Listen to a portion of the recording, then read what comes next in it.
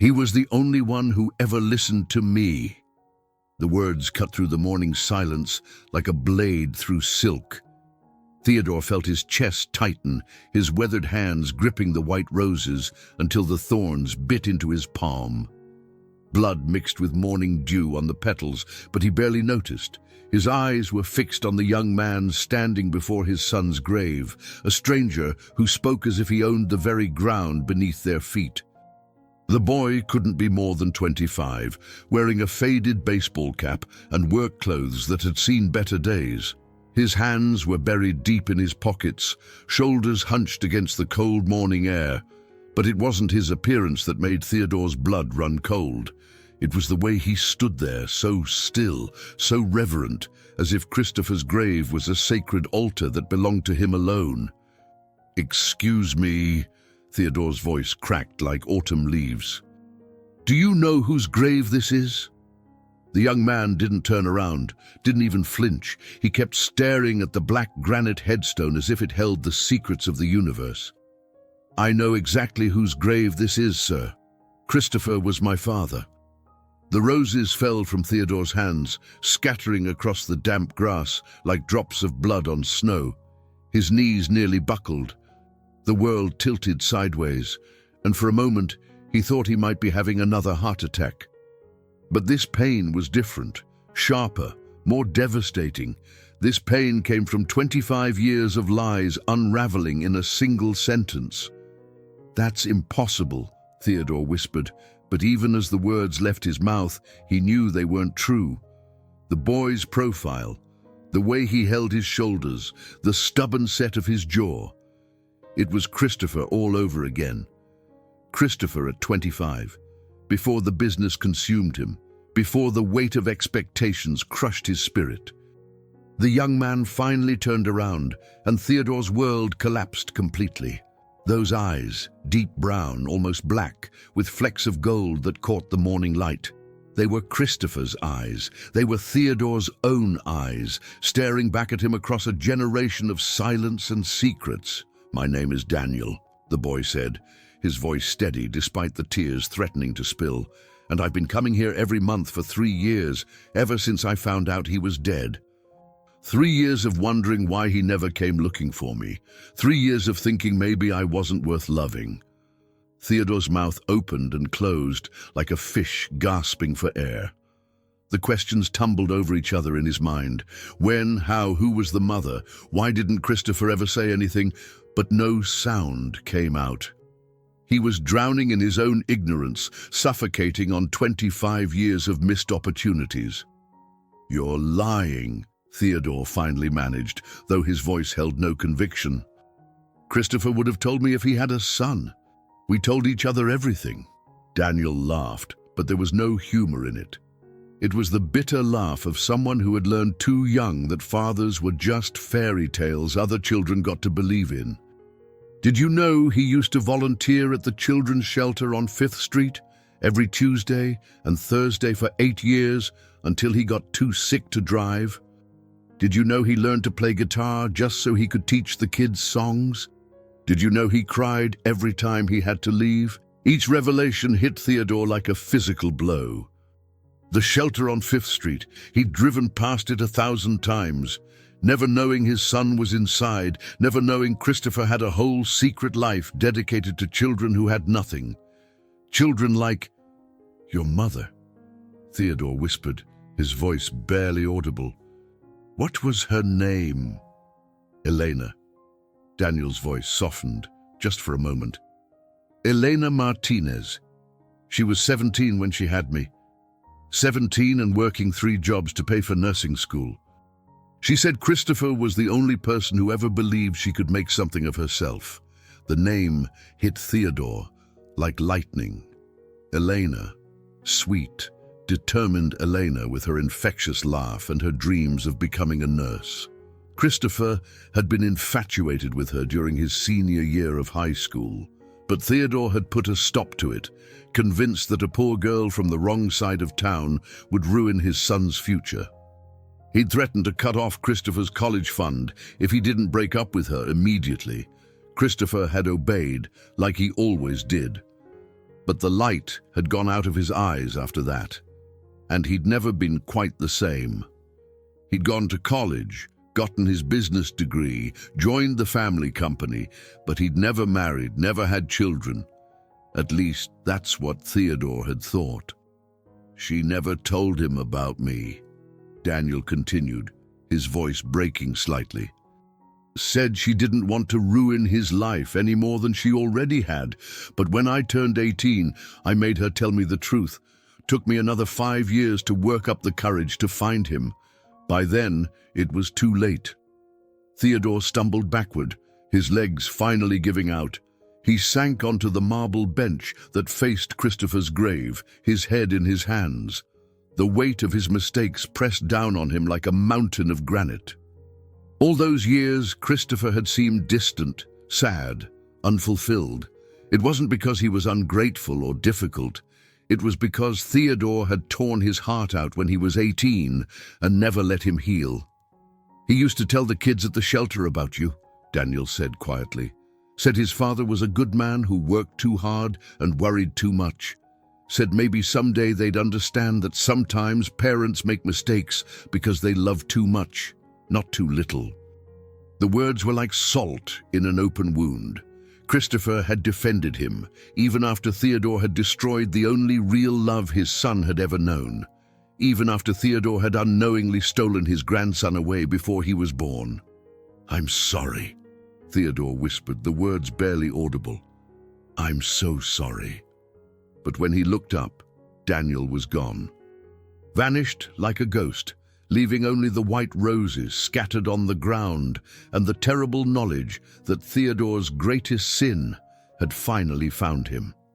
He sat there for hours, staring at Christopher's headstone, seeing it through different eyes. This wasn't just the grave of his son. It was the grave of a father who had died without ever knowing his child existed. A father who had spent his life loving other people's children because he couldn't have his own. As the sun climbed higher in the sky, Theodore made a decision that would change everything. He was going to find Daniel again. He was going to learn everything about his grandson, his dreams, his fears, his favorite foods, the sound of his laugh. He was going to try to love him the way Christopher would have wanted. But first, he had to face the hardest truth of all, that sometimes love means letting go of control, and sometimes the greatest gift you can give someone is the freedom to make their own mistakes. The roses lay wilted on the ground, their petals brown and curled. But for the first time in 3 years, Theodore felt something stirring in his chest that wasn't grief or regret. It was hope. Part 2. The Search for Truth. Theodore's hands shook as he dialed the number he'd memorized 27 years ago, but never called. The phone rang once, twice, 3 times before a tired voice answered. "Martinez residence." "Elena?" Theodore's voice cracked. "This is Theodore, Christopher's father." The silence stretched so long that Theodore thought she'd hung up. Then a sharp intake of breath. "What do you want?" No pleasantries, no pretense. Just the raw honesty of a woman who'd been hurt too deeply to waste time on politeness. Theodore closed his eyes, remembering the bright-eyed 17-year-old who used to make his son laugh until his sides hurt. "I met him today," Theodore said simply. "Daniel." Another silence. Then quietly, "I told him not to go there anymore. He has every right to visit his father's grave." "His father?" Elena's voice rose, sharp with 25 years of buried anger. "Christopher was never his father. You made sure of that, remember? You made it very clear that people like me weren't welcome in your son's life." The accusation hit its mark. Theodore sank deeper into his leather chair, feeling every one of his 73 years. "I was wrong." "Wrong?" Eleanor laughed, but it was hollow, brittle. "Wrong doesn't begin to cover it. Do you know what it's like to raise a child alone? To watch him ask about his father every birthday, every Christmas, every school play, when all the other kids have someone cheering for them? Theodore's throat tightened. I didn't know. You didn't want to know. There's a difference. Elena's voice softened slightly. Christopher came looking for me once, about 10 years ago, showed up at the hospital where I work, asked about you. I couldn't tell him. He looked so much like Daniel, it broke my heart all over again. The revelation staggered Theodore. Christopher had been looking for Elena, had been thinking about her all those years. What did you tell him? That I was married, that I had moved on, that the past was the past. Elena's voice cracked. I couldn't tell him about Daniel. He looked so sad already, so tired. I thought I was protecting them both. Theodore gripped the phone tighter. Where is Daniel now? Why? So you can hurt him too? The question hung in the air like a challenge. Theodore stared out his window at the manicured gardens, the life of privilege that had cost him his family. Because I want to know my grandson. Because Christopher deserved better than the father I was, and maybe I can be better for Daniel. Eleanor was quiet for a long moment. When she spoke again, her voice was careful, measured. He works at the automotive shop on Maple Street. The red brick building with the white sign. But Theodore, if you hurt that boy, if you disappoint him the way you disappointed Christopher, I swear I'll make you regret it. The line went dead. Theodore sat in the silence of his empty house, surrounded by the ghosts of his mistakes. Then he stood up, grabbed his coat, and headed for the door. The automotive shop was exactly as Eleanor had described, a modest red brick building squeezed between a laundromat and a convenience store. Through the large windows, Theodore could see mechanics bent over car engines, their hands black with grease, their faces focused on their work. He found Daniel under the hood of an old sedan, his shirt sleeves rolled up, a smudge of oil across his cheek. He was younger than Theodore had realized that morning, maybe 23 or 24, but there was something in his posture that spoke of someone who had grown up fast. Daniel? The young man looked up, and Theodore saw surprise flicker across his features. You came looking for me. I had to. Theodore stepped closer, noting the defensive set of Daniel's shoulders. I need to understand what happened. I need to understand who my son really was. Daniel straightened, wiping his hands on a rag. Your son was a good man who spent his life trying to fill a hole that someone else had torn in his heart. He gave everything he had to kids who needed hope, because he knew what it felt like to have love taken away. The words stung, but Theodore absorbed them like a man accepting his punishment. Tell me about the shelter. Why? So you can feel better about yourself? Daniel's eyes flashed. So you can pretend that knowing about it somehow makes up for not being there? So I can understand the man he became despite me. Something in Theodore's tone must have reached Daniel, because his defensive posture softened slightly. He looked around the shop, at his co-workers pretending not to listen, then nodded toward the door. They walked in silence to a small diner 2 blocks away. The afternoon crowd was thin, just a few construction workers on their lunch break and an elderly woman reading a newspaper over coffee. They slid into a booth by the window, and Daniel ordered coffee. Theodore couldn't stomach the thought of food.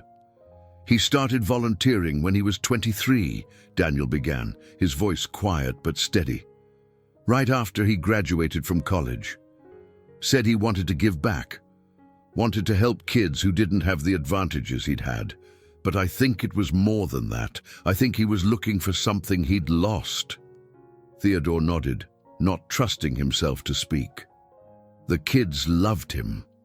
He had this way of making everyone feel special, like they mattered. He'd bring books, teach them to read. He learned to fix bikes so he could repair the broken ones they brought in. He even learned basic medical first aid because some of the kids came in hurt and he wanted to help. Each revelation was another weight on Theodore's chest. Christopher had been living a completely different life, one filled with purpose and love, while Theodore had been focused on business deals and profit margins. "How did you find out he was your father?" Daniel's expression darkened. "My mom got sick last year, cancer. She was scared she was going to die without telling me the truth. So she gave me a box of things she'd saved, photos, letters, a few small gifts he'd given her when they were together." "What kind of gifts?" "Nothing expensive, a pressed flower from their first date, a ticket stub from a movie they saw together, a poem he wrote for her 17th birthday. Daniel's voice cracked slightly. The poem was about how she made him believe in forever. Theodore closed his eyes, remembering the way Christopher had changed that last year of high school. How he'd stopped writing, stopped smiling, stopped talking about his dreams. Theodore had thought it was just teenage moodiness, the natural progression from boyhood to adulthood. He'd never realized he was watching his son's heartbreak in real time. "When I found out he was dead, I was angry," Daniel continued. "Angry that he'd never tried to find me, angry that I'd never get the chance to know him. But then I started going to the shelter, talking to the kids who remembered him. They all had stories, little moments when he'd made their lives better. That's how you knew he would have been proud of you," Theodore said, remembering Daniel's question at the cemetery. Daniel nodded. "There was this one kid, Marcus. He said Christopher used to tell them that the greatest gift you could give someone was believing in them when they couldn't believe in themselves. Marcus said Christopher talked about his own father sometimes, about how much he wanted to make him proud." The confession hit Theodore like a physical blow. All those years he'd spent pushing Christopher to be better, to achieve more, to live up to some impossible standard. And all Christopher had ever wanted was to know that his father loved him as he was. "I failed him," Theodore whispered. "Yeah," Daniel said simply. "You did." The brutal honesty was exactly what Theodore needed to hear. Not comfort, not excuses, just the truth. He'd failed his son, and now his son was dead, and there was nothing he could do to change that. But maybe, just maybe, he could do better by his grandson. "Daniel," Theodore said carefully, "I can't bring Christopher back. I can't undo the mistakes I made, but I'd like to try to know you, if you'll let me." Daniel studied him for a long moment, those familiar brown eyes searching Theodore's face for sincerity. "Why? Because you feel guilty? Because you're all I have left of him? And because maybe it's time I learned how to love someone without trying to control them?" For the first time since they'd met, Daniel smiled. It was small, cautious, but real. "I don't need your money and I don't need your name. I just need you to be honest with me. I can do that. Then maybe we can figure this out." They sat in the diner until the sun began to set, sharing stories and memories, slowly building a bridge across 25 years of silence. It wasn't forgiveness, not yet, but it was a beginning. And for the first time in 3 years, Theodore felt like he might have a reason to hope. Part 3. Building Bridges. The first Sunday. Daniel came to Theodore's house. They sat on opposite ends of the garden bench like two strangers sharing a bus stop. The silence stretched between them, heavy with unspoken questions and carefully guarded hearts. Theodore had spent the entire morning arranging and rearranging the furniture, trying to make the vast space feel less intimidating, less like the mausoleum it had become since Christopher's death. "Nice place," Daniel said finally, his voice carefully neutral as he surveyed the manicured lawns and pristine flower beds. Theodore winced. He heard the subtext clearly. "This is what was more important than your son's happiness. This is what you chose over love." "It's too big," Theodore admitted. "Has been for years. I keep thinking I should sell it, but Christopher grew up here." "Yes," Daniel nodded, understanding passing between them like a shared breath. They both knew what it meant to hold on to pieces of someone who was gone, even when those pieces cut your hands. He had a garden, Daniel said quietly, behind the shelter. Nothing fancy, just tomatoes and herbs, maybe some flowers. The kids helped him tend it. He said growing things taught patience. Theodore's chest tightened. He'd spent a fortune on professional landscapers, and Christopher had been growing vegetables in the dirt behind a children's shelter. I never knew he liked to garden. There's a lot you didn't know about him. The words weren't meant to be cruel, but they landed like stones in still water, sending ripples of pain across Theodore's carefully composed surface. He looked at his grandson, this young man who carried Christopher's eyes and his own stubborn chin, and felt the full weight of 25 years of willful blindness. "Tell me," Theodore said simply. So Daniel did. He told Theodore about Christopher's terrible singing voice and how he sang anyway because the shelter kids didn't care if he hit the wrong notes. He told him about the time Christopher spent an entire paycheck on winter coats for children whose parents couldn't afford them. He told him about the guitar Christopher kept in his car, the one he'd pull out whenever a child was scared or sad or angry at the world. "He tried to teach me once," Daniel said, a small smile playing at the corners of his mouth. "I was maybe 8 years old, and I was having a bad day. My mom was working late again, and I was at the shelter until she could pick me up. I was angry about something, probably wanted a toy I couldn't have, and I was taking it out on everyone around me." Theodore leaned forward, hungry for every detail, every glimpse into the life his son had lived without him. Christopher sat down next to me and started playing this song, something soft and sad, but beautiful too. I stopped being angry and just listened. When he was done, he handed me the guitar and said, "Sometimes the best way to let the hurt out is to make something beautiful with it." "Did you learn to play?" Daniel shook his head. "My hands were too small, and I was too impatient." But I never forgot what he said. When I got older, when things got hard, I'd remember that song and think about making something beautiful out of the hurt. They sat in silence for a moment, both lost in their own thoughts. Theodore was thinking about all the times Christopher had seemed distant or distracted, all the evenings he'd come home late with no explanation. He'd assumed his son was working late or socializing with friends. He'd never imagined Christopher was creating a second family, one built on love instead of obligation. "I have something for you," Daniel said suddenly, reaching into his jacket pocket. He pulled out a small wooden box, worn smooth by years of handling. "My mom gave this to me when she told me about Christopher. She said he gave it to her on her 18th birthday, right before you made him break up with her." Theodore's hands trembled as he accepted the box. It was simple, handmade, with a small heart carved into the lid. Inside, nestled in faded velvet, was a ring, not expensive, just a simple silver band with a tiny diamond that caught the afternoon light. "He was going to propose," Daniel said quietly. "Mom said he'd been saving for months to buy that ring, had it all planned out. He was going to ask her to marry him after graduation. Wanted to take her to dinner at some fancy restaurant downtown." Theodore's vision blurred. The ring was so small, so modest, compared to the engagement ring he'd bought for his own wife, a massive diamond that had cost more than most people made in a year. But this little ring represented something his money could never buy. The pure, desperate love of a teenage boy who thought he'd found his forever. "She kept it all these years?"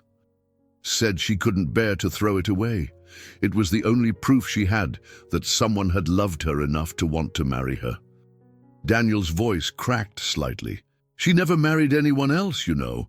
Never even came close. Said Christopher had ruined her for other men." The weight of his actions crashed down on Theodore like a collapsing building. He hadn't just broken up a teenage romance. He'd destroyed 2 lives, stolen a future, condemned 3 people to decades of loneliness and regret. And for what?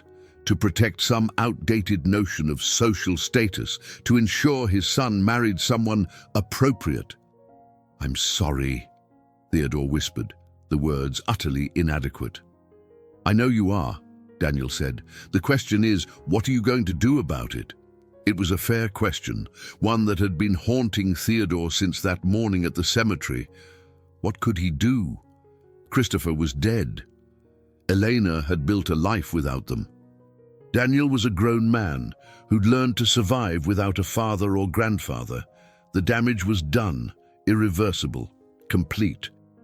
But maybe, Theodore thought, looking at his grandson's face, maybe it wasn't about undoing the damage. Maybe it was about building something new from the ruins. "I want to know you," Theodore said finally. "Not because I feel guilty, not because I think it will somehow make up for what I did to your father. I want to know you because you're my family, and I've spent too many years not understanding what that means."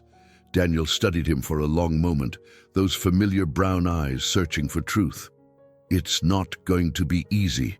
I'm not the kind of person who forgives and forgets. I hold grudges. I ask hard questions. I don't pretend things are okay when they're not.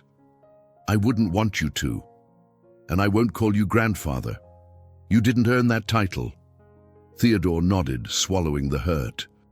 "What should I call you?" "Daniel, just Daniel. And you can call me Theodore." It wasn't much, just two men agreeing to be honest with each other, but it was more than Theodore had had in years. It was a beginning. They spent the rest of the afternoon in the garden, Daniel telling stories about his work at the garage, Theodore sharing carefully edited memories of Christopher's childhood. The sun moved across the sky, painting everything in shades of gold and amber, and for the first time since Christopher's funeral, Theodore's house didn't feel quite so empty. As evening approached, Daniel stood to leave. He paused at the garden gate, looking back at Theodore with an expression that was almost shy. "Same time next week? If you want to. I want to." After Daniel left, Theodore sat alone in the growing darkness, turning the small wooden box over in his hands. Inside, the modest engagement ring caught the last rays of sunlight, a tangible reminder of the love he'd destroyed with his pride and prejudice. But for the first time in 3 years, Theodore felt something besides regret. He felt the tentative stirring of hope, fragile as a seedling pushing through concrete. It wasn't redemption. He didn't deserve that. But it was a chance to do better, to love better, to be the kind of man his son would have been proud to call father. The ring would never fulfill its purpose. Eleanor would never wear it. Christopher would never slip it onto her finger with shaking hands and a heart full of dreams. But maybe, just maybe, it could serve a different purpose now.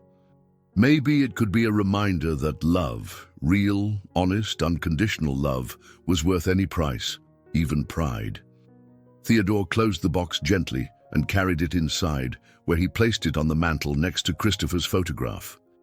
Tomorrow, he would call Elena and apologize properly, not with excuses or justifications, but with the full recognition of what his actions had cost them all. Tonight, though, he would sit with his son's memory and his grandson's forgiveness, and he would plan how to build a bridge across 25 years of silence and sorrow. It wouldn't be easy. Daniel was right about that.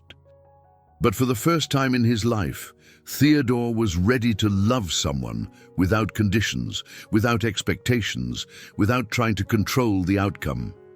He was ready to love the way Christopher would have wanted him to. Part 4. Wounds that heal. The call came at 2 a.m, jarring Theodore from restless sleep. Daniel's voice on the other end was strained, barely controlled. "She's gone." Theodore didn't need to ask who. He could hear the devastation in those two simple words, the way they cracked like ice under too much weight. Elena, the woman who had loved his son, who had raised his grandson alone, who had carried the secret of their connection for 25 years. "Where are you?" "Hospital. Been here since yesterday. She just stopped breathing." Theodore was already reaching for his clothes, his keys, his wallet. "I'm coming." "You don't have to." "I'm coming." The hospital corridors were harsh under fluorescent lights, filled with the antiseptic smell of industrial cleaner and the quiet sounds of machines keeping people alive. Theodore found Daniel in the waiting room, slumped in a plastic chair that was too small for his frame, his work clothes wrinkled and stained with what looked like motor oil and tears. When Daniel looked up, Theodore saw Christopher's face at 17, young, lost, devastated by a pain too big for his body to contain. Without thinking, Theodore opened his arms, and to his surprise, Daniel fell into them, his shoulders shaking with the force of his grief. They stood there in the sterile hallway, two men who barely knew each other, bound together by loss and blood and the ghost of a woman who had loved them both in different ways. Theodore held his grandson while he sobbed, remembering the last time he'd comforted someone in a hospital, when Christopher had been dying, when it was too late for all the words they'd never said. "She was all I had," Daniel whispered against Theodore's shoulder. "For 25 years, it was just her and me. I don't know how to exist without her." Theodore's own eyes burned. He thought of Eleanor as she'd been at 17, bright and fierce and full of dreams. He thought of the nursing degree she'd earned through sheer determination, the career she'd built helping others heal. He thought of the love she'd sacrificed for Christopher's future, the loneliness she'd endured to protect her son from the disappointment of a family that didn't want him. "She was remarkable," Theodore said quietly. "Your mother was remarkable." They sat together as the sun rose, sharing stories and memories. Daniel told Theodore about Elena's terrible cooking and her beautiful singing voice, about the way she'd worked double shifts to pay for his school clothes and never complained about being tired. Theodore found himself sharing memories of Elena from before, the way she'd made Christopher laugh, the light in her eyes when she talked about becoming a nurse, the gentle way she'd bandaged a cut on Theodore's hand the one time he'd met her at Christopher's graduation party. "She loved him until the day she died," Daniel said as they walked out into the morning light. "Never stopped hoping he'd come back, even after she told him she'd moved on. She kept every letter he wrote her, every photo they took together. She even kept the dress she was wearing the night they met." Theodore's throat tightened. Elena had been 17 when he decided she wasn't good enough for his son. 17, and already more loyal and loving than most people ever managed to be. She'd given Christopher up to protect his future, and then she'd spent the rest of her life raising their child alone, never asking for help, never expecting anything from the family that had rejected her. "I need to tell you something," Theodore said as they reached the parking lot, "about the funeral arrangements, about the costs." "I can handle it," Daniel said quickly, his spine straightening with pride that looked heartbreakingly familiar. "I know you can. But I'd like to help, if you'll let me. Not because I think money can fix anything, but because she deserved better than she got from this family. She deserved better than she got from me." Daniel studied his face for a long moment, and Theodore forced himself to meet his grandson's gaze without flinching. He'd hidden behind his pride and his prejudices for too long. If there was any hope of building something real with Daniel, it had to start with brutal honesty. "Okay," Daniel said finally, "but we do it her way. Simple service, nothing fancy. She always said she wanted to be remembered for how she lived, not how much money people spent on her funeral." "Of course." The service was held 3 days later in a small chapel that smelled of roses and old wood. The pews were filled with people Theodore had never seen before, nurses from the hospital where Elena worked, neighbors from the modest apartment building where she'd raised Daniel, former patients whose lives she'd touched during her 30-year career. Theodore sat in the back, feeling like an intruder in this celebration of a life he'd barely known. But as speaker after speaker took the podium to share their memories of Elena, he began to understand the full scope of what he'd lost when he'd driven her away from Christopher. She'd been more than just a teenage girl with big dreams. She'd been a force of nature, a woman who turned her own pain into compassion for others. She'd worked in pediatric oncology, holding the hands of dying children and their terrified parents. She'd volunteered at women's shelters, teaching job skills to women escaping abusive relationships. She'd mentored young nurses, sharing not just medical knowledge, but life wisdom earned through hardship and perseverance. She never talked about Daniel's father, one of her colleagues said during the service, but she didn't need to. You could see him in everything she did, the way she loved without reservation, the way she fought for what was right, the way she never gave up on people even when they'd given up on themselves. Theodore's hands clenched in his lap. Elena had carried Christopher with her every day, in every act of kindness, every moment of courage. She'd loved him, not just as a memory, but as a living part of who she was. And Theodore had never known, never suspected, never bothered to find out what had happened to the girl who'd made his son happier than he'd ever seen him. After the service, as the crowd dispersed, Theodore found himself alone with Daniel at Elena's graveside.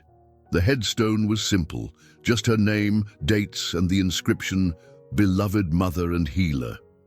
No mention of Christopher, no acknowledgement of the love that had shaped her entire life.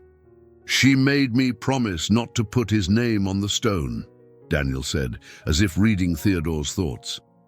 "Said it wouldn't be fair to him, since he never knew about me." "She was wrong," Theodore said quietly.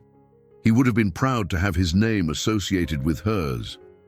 They stood in silence for a while, watching the cemetery workers fill in the grave. Finally, Daniel spoke.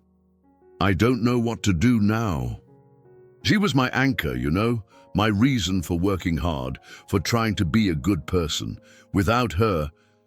"You keep being the man she raised you to be," Theodore said. "You keep living the life she wanted for you." "What if I don't know how?" Theodore looked at his grandson, this young man who'd inherited Christopher's kindness and Elena's strength, who'd been shaped by love and loss in equal measure. "Then you learn. We both learn." For the first time since Elena's death, Daniel smiled. It was small and sad, but real. Together? Together. As they walked away from the grave, Theodore felt something shift inside his chest.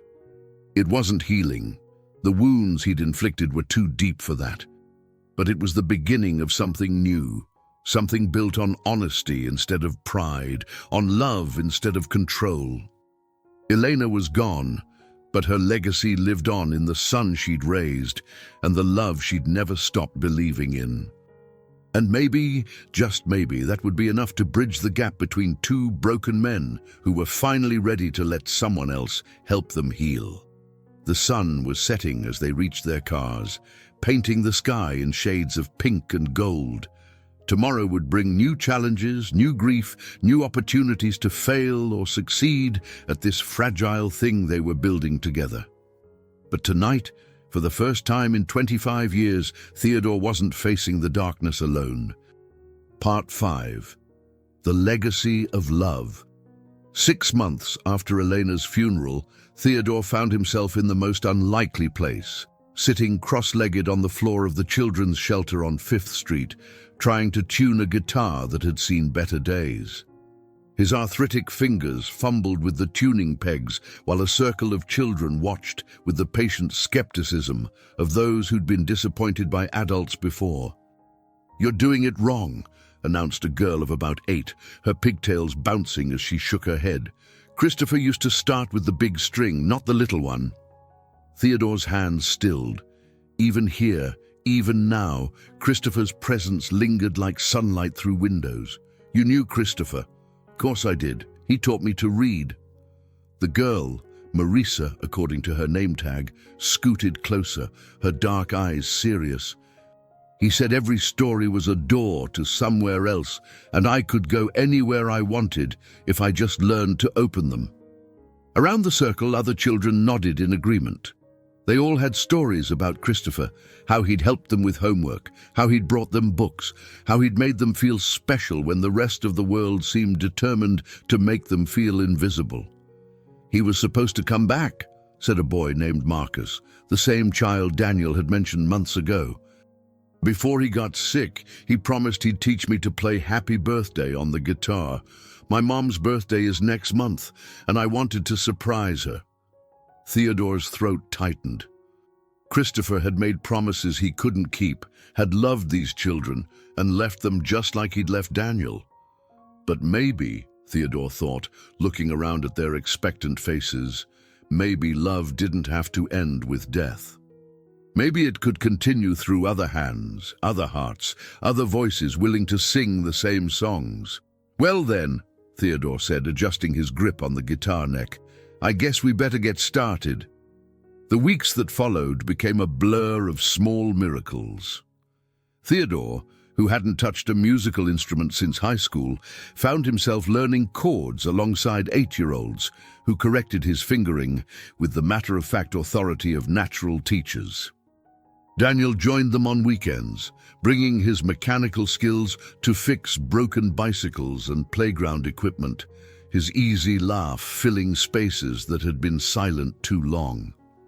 "You're different," Daniel observed one evening as they walked to their cars after a particularly chaotic afternoon of music lessons and bicycle repairs.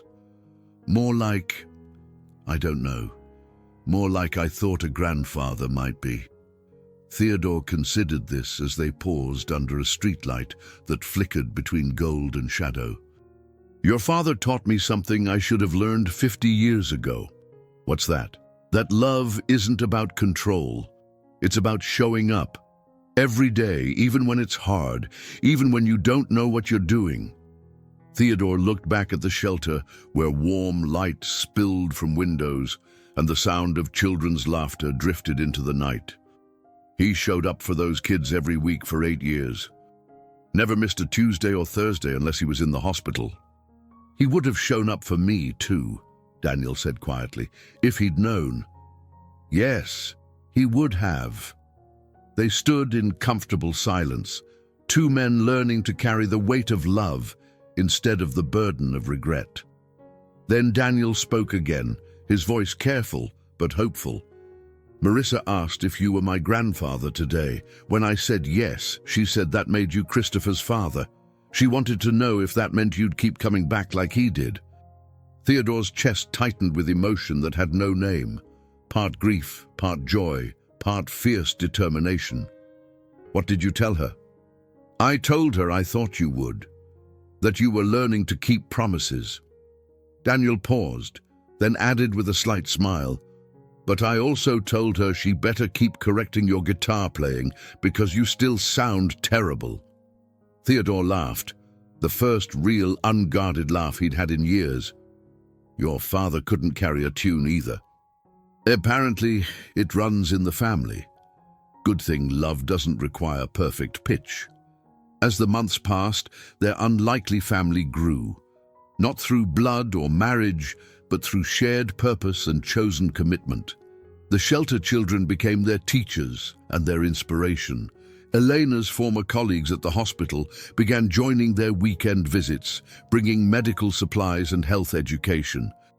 Other volunteers appeared, retirees looking for meaning, young professionals seeking connection, parents who wanted their own children to understand the power of service. Theodore found himself thinking less about the business empire he'd built and more about the lives they were touching. He'd spent 70 years accumulating wealth and status, but it was only in these cramped rooms filled with donated furniture and second-hand books that he felt truly rich. One evening, as autumn painted the world in shades of gold and crimson, Theodore and Daniel stood together at Christopher's grave. It was the anniversary of that first meeting, that moment when a stranger's words had shattered Theodore's carefully constructed world and rebuilt it into something unrecognizable but infinitely more meaningful.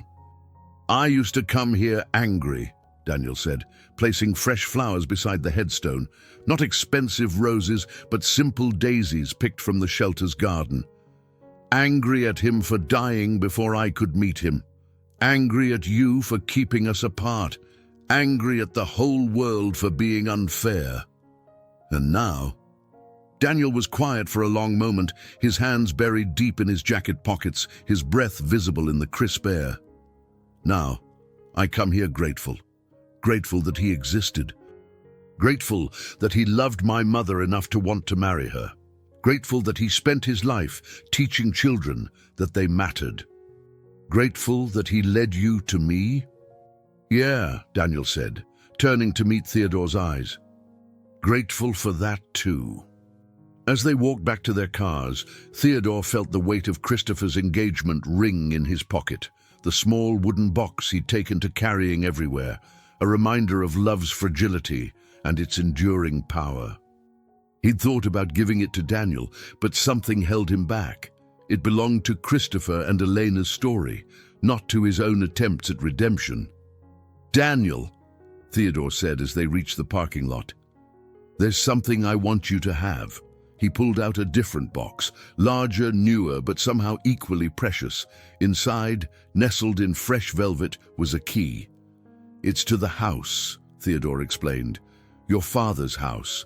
Your house now, if you want it. Daniel stared at the key as if it might bite him. I can't accept this. It's not charity. It's inheritance. It's what should have been yours from the beginning. Theodore closed Daniel's fingers around the cold metal. The house is too big for one old man and too empty for someone who's finally learned the difference between being alone and being lonely. Where will you go? Theodore smiled, thinking of the small apartment he'd already rented 3 blocks from the shelter, close enough to walk to work each day. Somewhere I can be useful. Somewhere I can keep the promises I should have made 50 years ago. Daniel's eyes filled with tears, but he didn't let them fall. He would have liked this, wouldn't he? The 3 of us, working together at the shelter. The 3 of us? You, me, and him. Daniel gestured toward the cemetery, toward the headstone that bore Christopher's name and dates, but couldn't contain the fullness of his legacy. He's still here, you know. Every time Marcus plays Happy Birthday on the guitar, every time Marissa reads a new book, every time one of those kids believes they're worth loving.